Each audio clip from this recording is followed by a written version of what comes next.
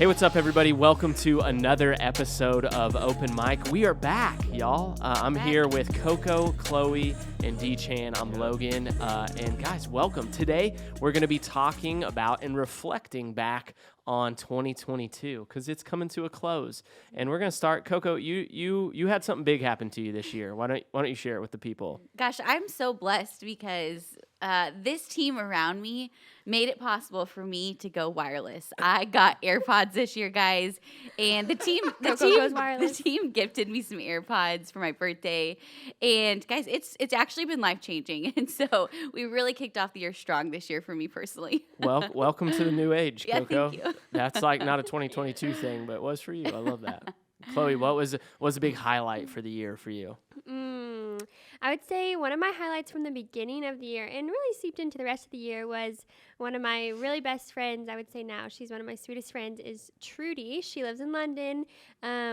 She got to come to the U.S. and intern here at High Street, and it was so cool just seeing all that God taught her. And she's implemented so many things at her church in London because of her time here, and just the relationship she made was so cool. And I just love her so much. Shout out Trudy. Hopefully she's listening. Yeah, I know. First She probably international is. intern. First our international best fan. intern. That was a big deal for us, too. was. High Street time. Institute. D-Chan, Yeah. you probably had the biggest thing happen to you this year. Yeah. I think the biggest thing and the most biggest honor of my life, I got engaged, guys. Yay! Got engaged to my beautiful fiance, Carolyn. Proposed in the great town of Branson, Missouri. Where else?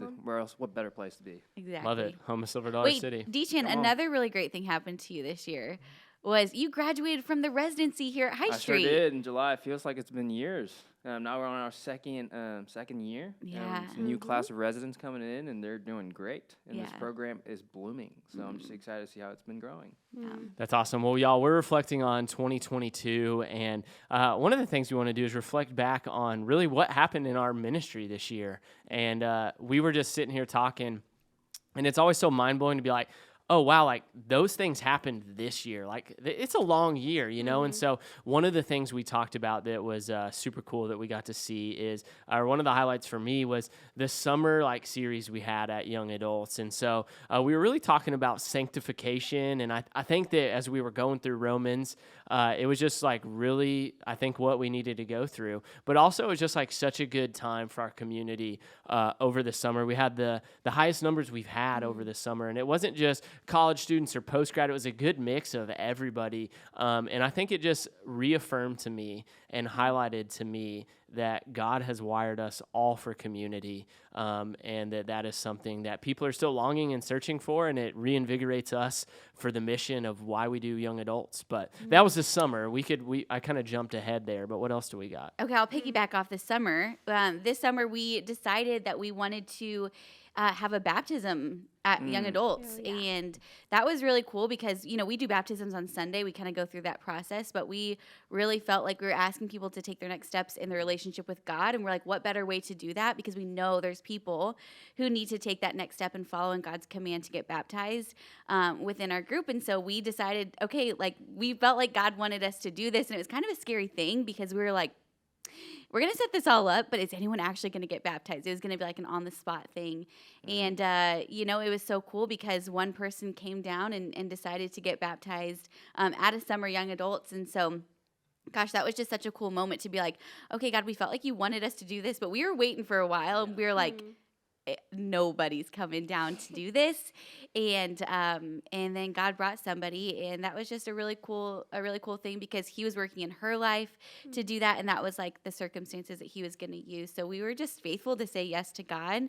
And then he was working in her life too. So that was awesome. Yeah, We want to do it again. We're going to do it again. We're gonna do it again. Chloe, what do you got? Yeah, I was thinking something about the summer too that I think is kind of bittersweet was we had a lot of our like team members and leaders that were in a season of transitioning like off of our team, and they were moving and they were going to jobs that they've prayed about for that whole year, or just different transitions. And so it was bittersweet seeing them leave, but it was so cool, like just seeing them go and do the things that God has like called them to do and put on their hearts. And so it was really sad to see them leave, but also at the same time, you know, God brought so many more like leaders to also join our team as well. So that was kind of my highlight, but also Yes. low light from this summer. It is a highlight, low light, because that was actually really challenging for me. Because selfishly, I was like, man, we're losing all these people, influential people who are out making disciples, sharing their faith, and just such a blessing to our team. But then I was like, you know what? Okay, those people are leaving, being involved in our ministry, hopefully stronger spiritually, and they're going on mission somewhere else, and that's the goal, right? The goal isn't that we just build up a community here, but the goal is that we gather people, train them up in God's word, and then that God will scatter us and send us out. And so that was both a challenge and a blessing for sure. Yeah, I think just adding on to the whole team aspect, I think if I could categorize our team for young adults this whole summer, honestly, this whole year, is just being adaptable. I feel like from the summer, we've had to move our services indoors and having our leaders come and serve early. It was hot this summer. It was really hot this summer. It would be like cooking 99 degrees out there in that overhang. But adaptable, and more so, it's like they're flipping the whole perspective on what the world tells us young adults are supposed to do. We live in such a consumer culture. We're in that Christmas season where everything's materialistic, and we start prioritizing like our own happiness by buying things and consuming. But I think our whole team has just bought into this culture of instead of consuming, we're going to contribute. We have prioritized God's holiness that He calls upon our lives instead of our own happiness, and that just permeates not in our culture, but eventually it's going to permeate outwards. And I just think that's just so cool to see. Yeah, I mean, I think you're so right, Deachin. And I mean, if you are a team member right now and you're listening, we just want to give you like a special shout out because and if you're not a team member. And if you want to be a team, we'll plug that. We'll plug that in a second. Yeah, for sure. But man, I just feel so grateful as we reflect, like, God is so good to us and He allows us to be a part of His mission to reach people with the gospel. And for us to have like a team who's willing to come every Tuesday early, come to our team meetings. And they're not just there on Tuesdays. I think of a girl named Lauren in our community where I saw her at a coffee shop and she's showing me how, I'm meeting up with this person sharing the gospel. I'm meeting up with this person sharing the gospel. And it's not just a Tuesday night thing for our team. It's like their life to be able to share the gospel. And her stories inspire me to see who am I sharing the gospel with next. And so we have an incredible team. So we love you guys, and we just are so thankful to God that He allows us to be a part of His mission, and we get to serve together. Yeah, and I was so proud of Jacqueline, now Harp, who is on our team, our staff team, and she kind of coordinates groups for us at Young Adults, and she crushed it. I mean, we say, like, our new phrase is, like, we want to make a big group feel small, and, like, she helped us to be able to do that. And, like, I forget sometimes that groups are going on. Like, I know they are, right? It's part of my job to know what's going on. But then I hear someone be like, yeah, in my group, this happened. I'm like, that's incredible. Like, there's so much that we can't quantify of spiritual growth that happens when people are together, open and transparent with one another and sharing. So, guys, we also did this thing in 2022. We had a conference, second annual Young Adults Conference. And so for me, looking at that, like, okay, flashback to 2020. We had this idea kind of develop, shut down. 2021, we had our first Young Adults Conference ever. And then moving into 2022, it's like, okay, we're going to do this again. Are more people going to come? What's going to happen? And our vision all along with our ministry and with this conference, like, why do we do it? Well, one of the reasons we want to do it is because we believe that there are young adults in every city that are looking for community, Christ-following community. And so one of the things we want to do is help. We've learned a lot over the years. We've learned a lot of what not to do. And most of the good things we do, we stole from somebody else. But we want to help equip other young adult ministries.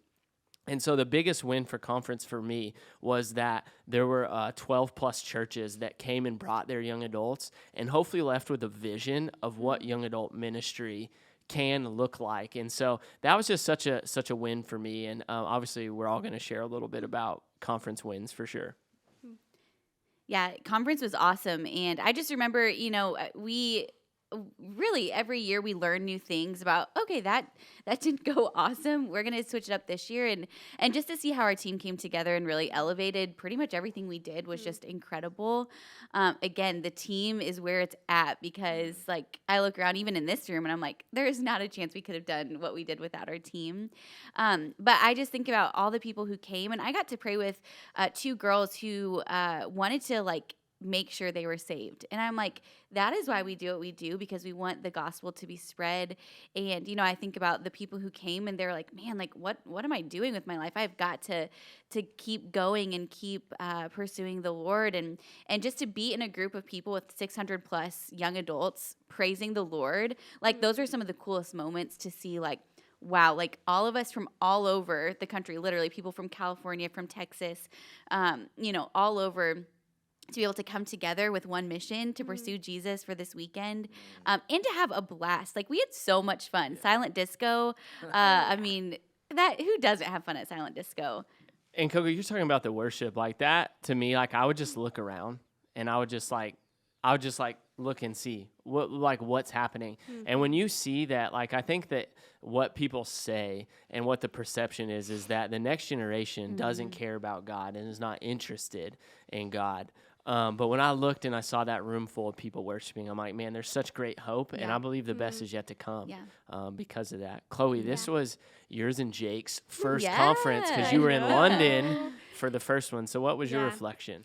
Yeah. Oh my gosh. It was so cool. It was crazy because we got to help a little bit with like the first conference, and then we left for London. And so we didn't get to fully experience it. And so coming this year was just so amazing. It really was like, just, I remember that moment, like looking around in the auditorium and seeing people worship. And I just like, it makes me so emotional thinking about, because it just like picturing all those people like mobilizing themselves and going out to share their gospel.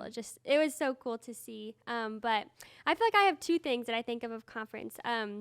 The first one was I heard of this church that was coming. I think they were from Oklahoma, but they had like a good group of people there. And one of the girls was telling me that they took their group and like they took them, I think, to a park or something, and they all just got to sit there and talk like, okay, what have you learned from this weekend? What do you like about this young adult ministry? Like, what can we take and grow our church in? And so it's like, not that we have everything down. We don't, you know, not that we know exactly what we're doing and stuff like that, but God has like blessed us with good leaders and resources and stuff to do this like young adult community. And so it's just so cool to see like just other churches seeing how they can grow their young adult community, and just was so cool to hear from that girl. But the other thing for me was just seeing how God was just over all of the details of it. I mean, there was a moment where we were a little bit panicked that we wouldn't even have enough like merch. And I just remember like praying. I was like, God, would you just like multiply this in a way that like everyone gets what they want and what they like need? And he did. And he went like above and beyond in that, like abundantly more. And I think like I think our projector was like going out the few days before, and we just prayed over that. And it was like, God just provided over this like details like that we just, you know, he's so sovereign and good over those. So. Yeah, absolutely. That's a theme. God was faithful. I mean, y'all, we had John Elmore and Jonathan Pekluda. Like, those are 2 of my favorite speakers, 2 of my favorite guys, because they are, like, when you meet them, like, they are who they claim to be. Like, they just walk with Jesus. And to get to have them, God was faithful to bring the speakers, faithful to bring the people, faithful, like, in every category. And so it was a faith-building time. D-Chan, what was your... Yeah, I think it's crazy. You talk about bringing the people. And last year when we first started, we had, I think, about like 300-something people. And it was just like, oh, yeah, this is awesome. And we're expecting maybe like a slight increase in this next year. And God, like he said, worked again and just doubled it up. And he just provided everything that came through.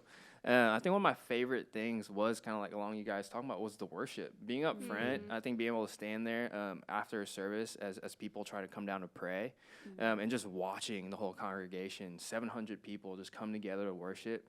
There was points even when we were worshiping, I would close my eyes and just imagine. I'm like, man, this is probably what Revelation 7:9 is, talking about every tribe, tongue, and nation, that people from all over the country came together in a small building in Springfield, Missouri, of all places, with broken messages of their lives that God has turned to incredible messages of hope and allows us to worship together. And I'm like, wow, that is like an inkling of what is to come one day. And I think that's just so encouraging.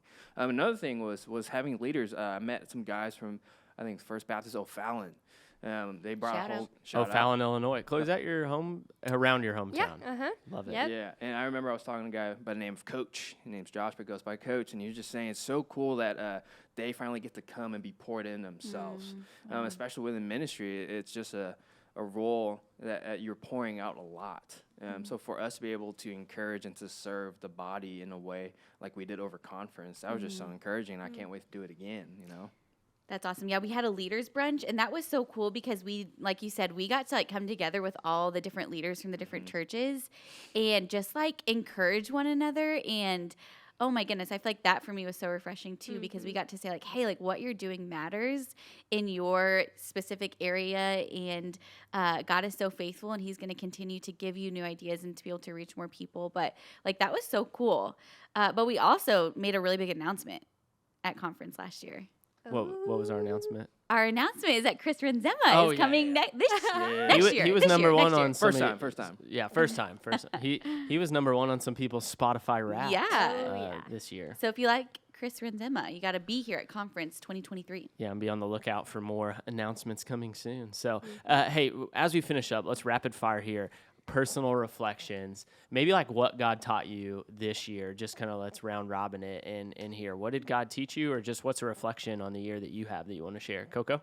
Yeah, I've been really thinking about Romans 1:17, and it talks about how the righteous will live by faith, or the righteous shall live by faith. And there's some prayers that I'm asking God for, and you have that tension between, okay, God, I'm asking you for this, it's not answered yet. There's an element of faith there, and sometimes that element of faith can be difficult because you start asking, okay, is God really listening? Can He really answer? But I read this verse, and it was like God like just made it so stand out to me that, Coco, this is literally like the joy of the Christian life. The righteous shall live by faith.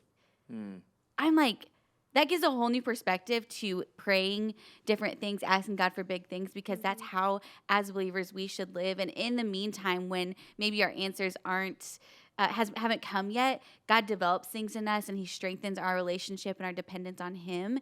And so that's just been something I've been really reflecting on, even over the last couple of weeks, that it's actually a privilege to be able to engage in faith and have faith.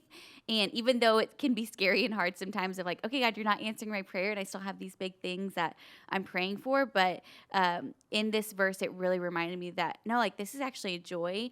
And that's what we're called to as believers, to live by faith. So what else, what other things do I need to ask God for and to, in faith, believe that He can do? So that's kind of my reflection. That's so good, Coco. For me, I just learned, I feel like I learned so much about God's character this year. I have read through like a Bible in a Year plan the past 2 years. And so I just decided to take the Bible like really slow and just different chapters. And so I'll spend 3 days on one chapter recently. And I feel like that has just been able to like just really slow down and just study like who God is, and just seeing how I can see His character in that chapter, and really just like pulling that out and reflecting on who He is. Like I just read yesterday in 2 Peter about God's patience, and it was talking about Jesus coming back, and it was like, of course, like He wants that and wants to come back, and but at the same time, He doesn't want anyone to go like not saved or unrepentant. And so I just saw His character of His patience in that. And so it's just been really sweet. I feel like I've gotten to learn so much about Him and just His character and who He says He is. That's good. Yeah, I think for me, one of my biggest reflections is just kind of characterized in James 4:14. It talks about our life as a whole is just like a mist. It goes so quick. And for me, that just forces me and encourages me, stretches me to see like, man, what am I really doing with the time I have on earth? Am I living just for these next 60 years and this 80-year time span that I get to live on earth? Am I living for God eternally? Am I like serving in ways I can? Am I putting it out and putting it out to serve other people or to share the gospel? I think that's just an important thing that we don't think about in such a fast-moving world. But God, I think, has taught me like, hey, life goes fast. Doesn't mean you have to go fast. You need to slow down, be with me, walk with me daily, and then from there, I'll show you where you need to go. And I think that's just something that He's just taught me. It's just been so sweet. Yeah, I think for me it was, I can be so like, I've always been like kind of controlling, like a control freak about things. It's like, I want to be part of every conversation, every decision. Like and I feel like God taught me this year. It's just like, hey, let it go. You know what I mean? And Coco, we both read a book called A Praying Life So good. by Paul Miller. Paul yeah. Miller. Yeah, so good. And we're actually going to be doing in 2023 21 days of prayer and fasting with our church. But even this morning we were struggling to get set up here for the podcast, and I was like, you know what? I'm going to pray that we find the thing that we need, and we found it. You know what I mean? And it's like, yeah, does that seem silly? But it's like, man, I'm going to pray about everything, not just like big things. I'm going to pray about everything. And so instead of being worried or stressed or anxious, instead, I learned to pray through things. And so still in process on learning how to do that. But that was like my big reflection and takeaway from 2022. And so, man, we're so excited. We just want to say thank you to you all, the listeners, Yeah. the young adult community, for tuning in all year long. If we were on your Spotify Wrap, shout out to you. Be sure and tag us. I know we saw a few of those come through. So, yeah. hey, 2023, we're coming though. Oh, so. yeah. We are. Hey, we got some good content coming up, so Yeah. be sure to check it out and share it with your friends if you enjoyed the podcast on Instagram or Yeah. however you share stuff. Hit these that days. heart So- button on Spotify, right? And Coco's catching up. She got the AirPods. I got the AirPods. It's coming full It's circle. really been a big year for Heart me. us on Spotify, subscribe, all the things. But we appreciate y'all, and we'll see you next time on Open Mic.